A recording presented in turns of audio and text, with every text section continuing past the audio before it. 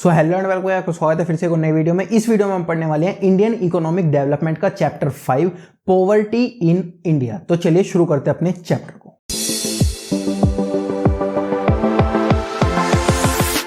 और video start करने से पहले एक इंपॉर्टेंट अनाउंसमेंट, जो भी मैं आपको इस वीडियो में पढ़ाऊंगा उसके नोट्स बनाने की जरूरत आपको नहीं है, वो आपको हमारे टेलीग्राम चैनल पर मिल जाएंगे, जिसका लिंक आपको डिस्क्रिप्शन में मिल जाएगा। तो सबसे पहला टॉपिक हमारे पास आता है मीनिंग ऑफ पॉवर्टी, यानी कि पॉवर्टी का मतलब क्या होता है। The term poverty may be defined as a phenomena where society are unable to fulfil the basic consumption needs of its people. देखो, हमें जिंदा रहने के लिए ना कुछ बेसिक चीजें चाहिए होती है, जैसे फूड या फिर cloth, house, education, health facility. ये सब चीजें क्या चाहिए होती है जिंदा रहने के लिए। हमें आज के टाइम में ये सारी चीजें क्या होती है, चाहिए होती है। अब कोई भी सोसाइटी अगर अपने लोगों की ये वाली चीजें फुलफिल नहीं कर पा रही, तो वो लोग क्या कहलाए जाएंगे, वो लोग गरीब कहलाए जाएंगे, वो लोग पॉवर्टी लाइन के नीचे कहलाए जाएंगे, यानी कि वो लोग क्या कहलाए जाएंगे, वो लोग पुअर कहलाए जाएंगे। फिर से देखते हैं इसकी डेफिनेशन।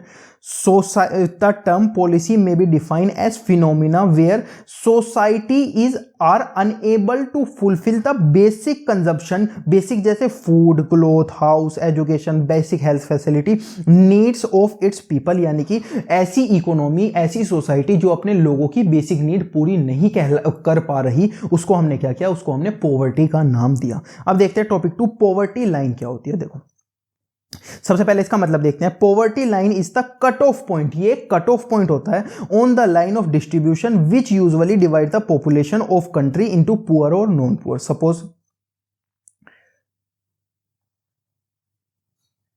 ये इकोनॉमी है या फिर ये पीपल्स है। अब ये जो मैंने एक लाइन बनाई है ना, ये लाइन है पॉवर्टी लाइन। अब इस पॉवर्टी लाइन ने क्या किया, इन लोगों को दो टाइप में बांट दिया, पहला पुअर और दूसरा नॉन पुअर। तो पॉवर्टी लाइन क्या करती है, अगर इस लाइन के नीचे कोई आएगा तो वो क्या है, नॉन पुअर है। चलो ये मैंने उल्टा लिख दिया, इसे यहां मान लेते हैं। अगर इस लाइन के नीचे कोई आएगा तो वो क्या है, पुअर है, और अगर इस लाइन के ऊपर कोई आएगा तो वो क्या है, नॉन पुअर है। तो पॉवर्टी लाइन बेसिकली करती क्या है, poverty line is the cut off point, ये कट ऑफ पॉइंट होता है। यहां पर एक क्या है, कट ऑफ पॉइंट है on the line of distribution which divided the population of the country in poor and non poor. गरीब और अमीर के बीच में क्या कर देते हैं, डिवाइड कर देती है। अब देखते हैं measurement of poverty line in India. India के अंदर हमने पॉवर्टी लाइन को कैसे मेजर किया। इन इंडिया मंथली पर कैपिटल एक्सपेंडिचर, यानी कि मंथली लोग कितना खर्चा कर रहे हैं, उसके बेस पे हमने पॉवर्टी लाइन को बनाया। इन दिस मेथड, हमने ये जो मेथड एडॉप्ट किया पॉवर्टी लाइन का, इसके अंदर क्या होता है, the money value of minimum calories, minimum calories को कैलकुलेट किया जाता है। एक इंसान को जिंदा रहने के लिए कितनी कैलोरीज चाहिए, इन टर्म्स ऑफ रुपीज 816 रुपए उसे अपने ऊपर खर्च करने पड़ेंगे इन रूरल एरिया, और 1000 रुपए उसे खर्च करने पड़ेंगे इन अर्बन एरिया।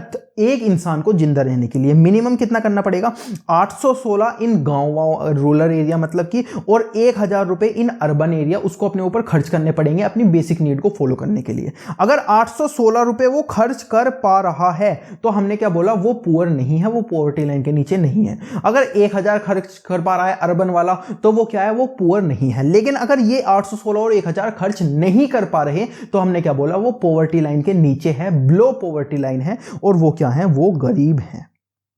अब देखते हैं why are calories based norms, यानी कि जो ये हमारी कैलोरीज बेस्ड चीज है ना, ये कभी कभी परफेक्ट नहीं होती।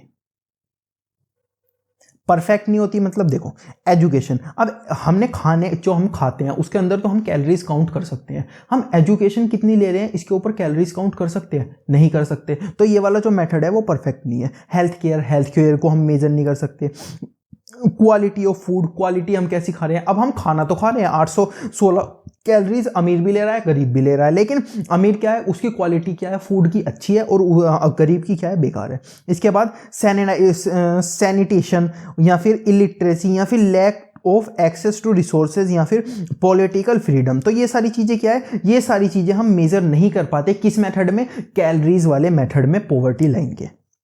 हम देखते हैं टॉपिक 3, पॉवर्टी कितने टाइप की होती है। पहली एब्सोल्यूट पॉवर्टी, दूसरी रिलेटिव पॉवर्टी। एब्सोल्यूट पॉवर्टी क्या होती है? मिनिमम नीड, यानी कि एक इंसान को जिंदा रहने के लिए कितनी चाहिए, जैसे 800, 16 और 1000, ये क्या हो गई? ये हो गई एब्सोल्यूट पॉवर्टी। और सपोज इंडिया का जो पॉवर्टी रेट है वो कम है और जो पाकिस्तान है उसका पॉवर्टी रेट ज़्यादा है, तो ये क्या हो गया? ये रिलेवेंट पॉवर्टी हो गई, यानी कि एब्सोल्यूट पॉवर्टी जो बेसिक नीड चाहिए, और रिलेवेंट पॉलिसी यानी कि हम अगर किसी और से कंपेयर करते हैं तो उसको हम क्या बोलते हैं? डिफरेंस रीजन और नेशंस, यानी कि हम अगर किसी और से कंपेयर करते हैं तो उसको हम क्या बोलते हैं? रिलेटिव पॉलिसी बोलते हैं। कॉज ऑफ पॉवर्टी, पॉवर्टी होती क्यों? सबसे पहले under development of economy, economy develop नहीं होती तो वहां पे क्या होती है? पॉवर्टी होती है। अनइक्वल डिस्ट्रीब्यूशन, जो हमारा अनइक्वल डिस्ट्रीब्यूशन है, मतलब जो रिच हैं वो बहुत ज्यादा रिच हैं और जो पुअर हैं वो बहुत ज्यादा पुअर हैं, इसकी वजह से भी कभी कभी क्या होती है? पॉवर्टी होती है। राइज इन प्राइस, इन्फ्लेशन बढ़ जाता है, चीजों की जो प्राइस है वो बढ़ जाते हैं, तो उसकी वजह से क्या होता है? पॉवर्टी आती है। उसके बाद पॉपुलेशन ग्रोथ, कभी कभी पॉपुलेशन ग्रो हो जाती है तो उसकी वजह से भी गरीबी आती है। इलिटरेसी, यानी कि लोग पढ़े लिखे नहीं होते तो उसकी वजह से भी गरीबी आती है। अनएम्प्लॉयमेंट, अनएम्प्लॉयमेंट होता है तो उसकी वजह से भी गरीबी आती है। सोशल कोज, कभी कभी सोशल कोज यानी कि हमारी हैबिट्स या हमारा कल्चर की वजह से भी गरीबी आ जाती है।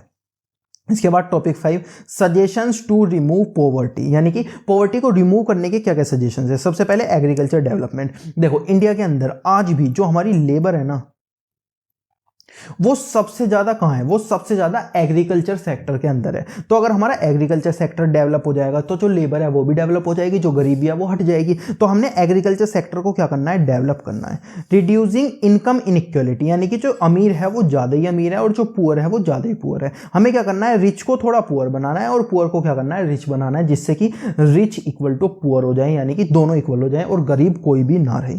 इसके बाद चेक ऑन प्राइस राइज, यानी कि ऐसा ना होना चाहिए कि कभी कभी किसी किसी चीजों के प्राइस अपने आप बढ़ रहे हैं। उनमें क्या होना चाहिए? उनमें थोड़ा बहुत हमने देखना चाहिए कि ऐसा नहीं होना चाहिए आटा कल को मिलने लगा 1000 रुपए किलो, तो यार गरीब तो अफोर्ड ही नहीं कर पाएगा। तो जो प्राइस है वो जो राइज हुए जा रहे हैं उन पे हमें क्या करना पड़ेगा? एक चेक रखना पड़ेगा, देखना पड़ेगा।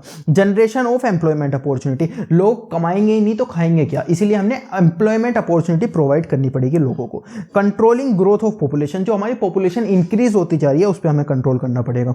Special focus on backward region, यानी कि जो चीजें डेवलप नहीं हो पाई, जो रीजन, जो जगह, जैसे बिहार डेवलप नहीं हो पाया तो उसके ऊपर हमें क्या करना पड़ेगा? ध्यान देना पड़ेगा। डेवलपमेंट ऑफ इंफ्रास्ट्रक्चर फैसिलिटी, किसी भी कंट्री का इंफ्रास्ट्रक्चर अच्छा होता है तो वो कंट्री अच्छी ही होती है, ये माना जाता है। तो हमें भी अपनी कंट्री की क्या करनी पड़ेगी? इंफ्रास्ट्रक्चर अच्छा करना पड़ेगा। अब पढ़ते हैं इस चैप्टर का लास्ट टॉपिक जो कि है measures undertaken by government to reduce poverty. Government ने क्या क्या मेजर्स लिए पॉवर्टी को हटाने के लिए। Promoting economic growth, economic growth क्या की? इंक्रीज की। उसके बाद प्रोवाइडिंग मिनिमम बेसिक नीड, जो लोगों के पास बेसिक नीड है ना, एटलीस्ट गवर्नमेंट ने ये मेक श्योर किया कि लोग कम से कम अपनी बेसिक नीड तो पूरा करें। जैसे बेसिक नीड क्या होती थी? सबसे पहले हमने इस चैप्टर के अंदर पढ़ा, ये बेसिक नीड होती थी food, clothing, housing, education, basic health. तो गवर्नमेंट ने क्या किया? लोग यार कम से कम अपनी बेसिक नीड तो पूरी करें। जैसे गवर्नमेंट ने मिड डे मील, यानी कि जो दिन में खाना देते हैं, रात को खाना देते हैं, फ्री में खाना देती है गवर्नमेंट अपनी तरफ से, उसको इंक्रीज किया। या फिर public distribution system for food chain, जो फूड चेन है उसकी डिस्ट्रीब्यूशन सिस्टम है उसको अच्छा किया। या फिर इंटीग्रेशन चाइल्ड डेवलपमेंट स्कीम, जो चाइल्ड डेवलपमेंट स्कीम है ये अलग अलग टाइप की स्कीम चलाई। उसके बाद गवर्नमेंट ने क्या किया?